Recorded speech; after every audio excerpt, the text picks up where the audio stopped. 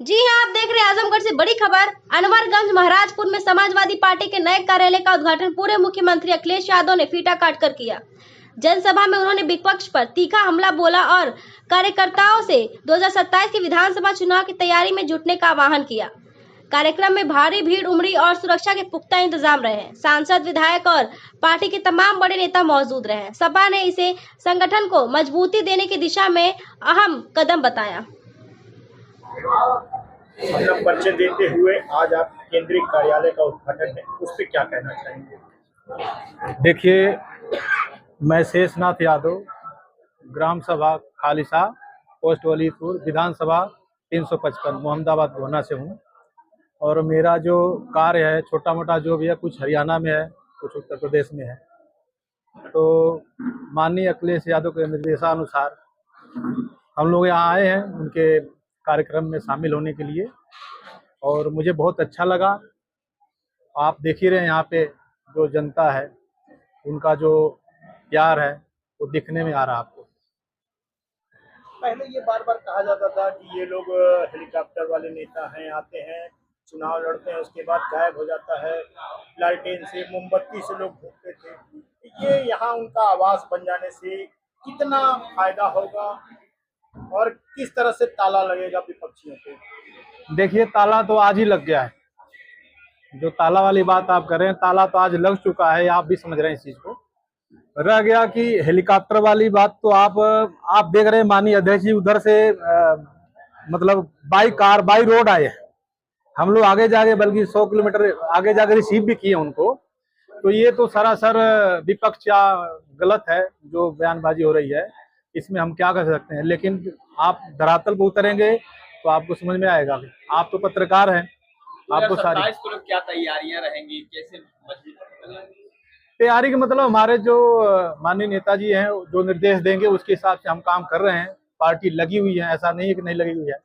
जो बार बार पीडीए पे इल्जाम लगाया जा रहा है करणी सेना द्वारा, और अभी विगत कुछ दिनों से ब्राह्मण समाज भी जो है खिलाफ है जी, आपके राष्ट्रीय अध्यक्ष के खिलाफ है, पीडीए के खिलाफ है। उस पे कैसे आप लोग निपटेंगे उससे? देखिए, उनकी मानसिकता ये दर्शाती है कि उनकी सोच क्या है।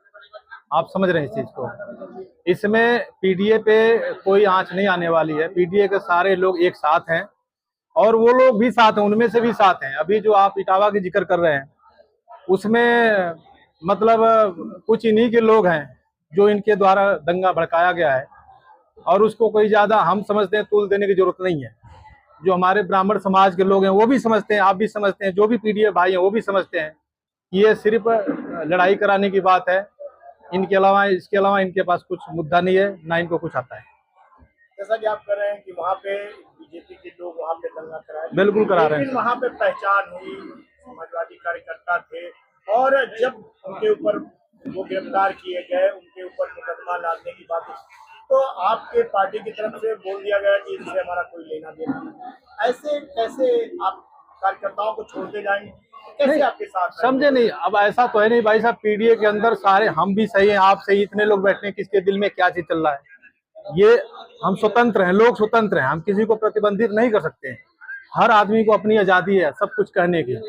ये कहना उचित नहीं होगा कि हमारी पार्टी ने उनको सहयोग नहीं किया या कुछ है।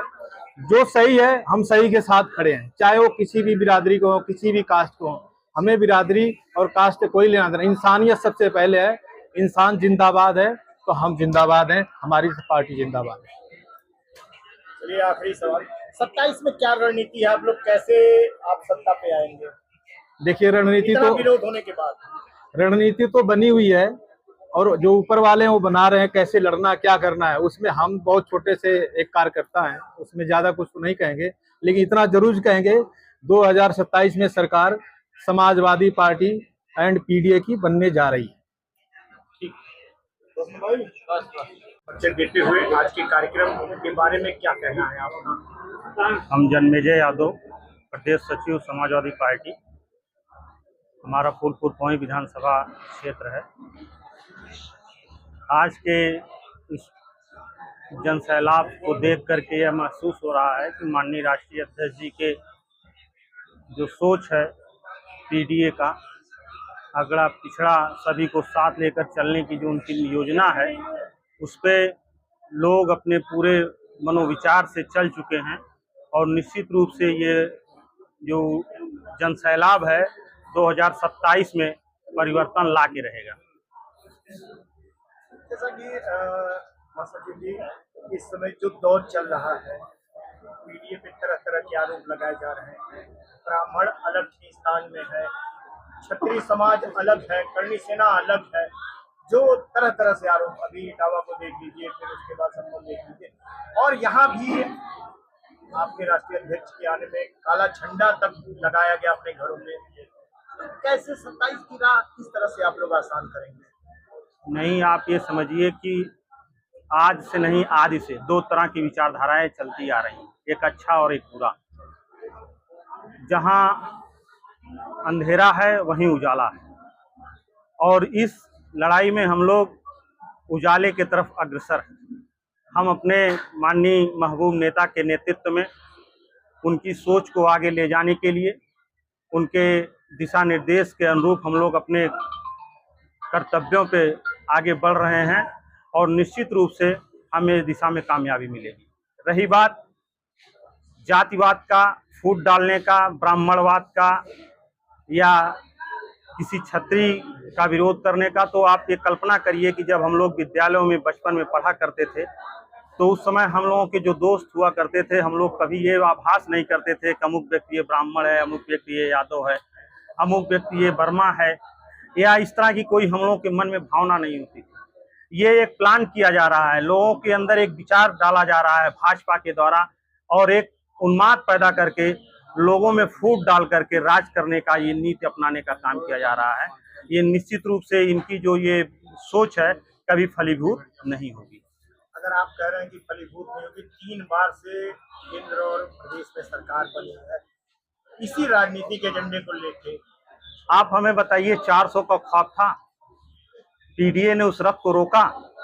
जो आज ये तांडव सरकार कर रही, सरकार बनी है, लेकिन हमारे ही तरफ के कुछ लोग उधर बैठे हैं, अगर वो जाग जाए तो शायद सरकार इधर बन जाए।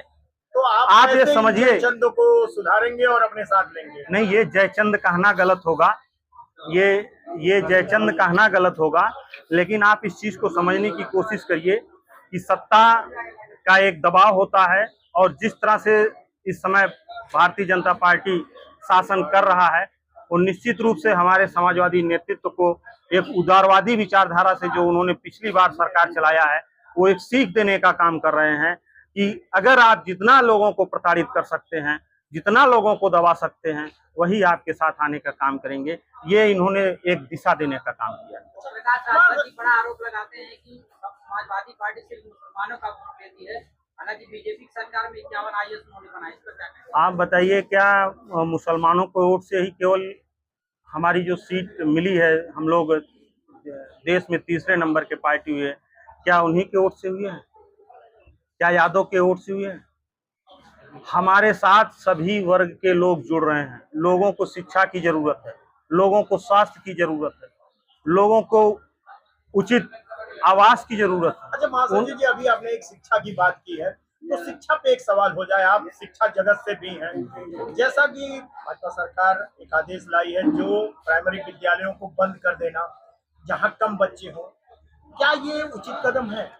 आप हमें बताइए, ये तो एक सरकार की बहुत बड़ी नाकामी है।